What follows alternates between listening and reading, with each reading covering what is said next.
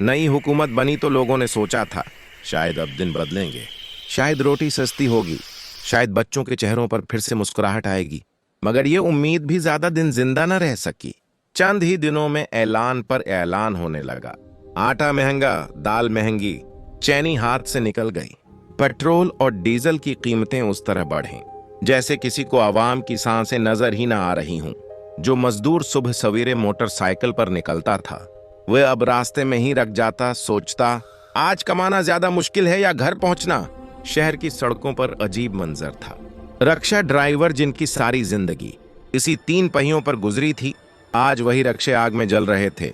मोटरसाइकिलें, पुरानी गाड़ियां, ये सब लोहा नहीं थीं, ये लोगों की उम्मीदें थीं जो शौलों में तब्दील हो रही थीं।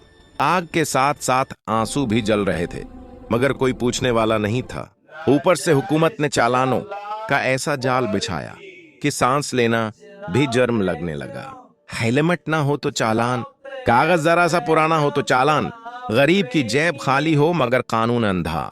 जिनके पास देने को कुछ न था, इनसे भी सब कुछ मांगा जा रहा था। एक बूढ़ा रक्षा ड्राइवर सड़क किनारे बैठा रो रहा था। कह रहा था, मैंने सारी उम्र ईमानदारी से कमाई की, आज मेरा कसूर क्या है कि मैं गरीब हूं। रात को घरों में चौल्हे ठंडे थे, माओं की आंखें जागती थीं और बच्चे भूखे सूते थे। शहर जाग रहा था मगर खुशी कहीं नहीं थी। हुकूमत के वादे तकरीरों में थे और आवाम का दुख सड़कों पर बिखरा हुआ।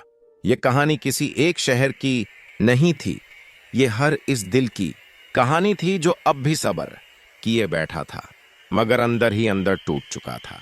इस तरह की वीडियोस देखने के लिए हमारे चैनल को सब्सक्राइब लाजमी करें और कमेंट करें अगली कहानी का तरह की होनी चाहिए।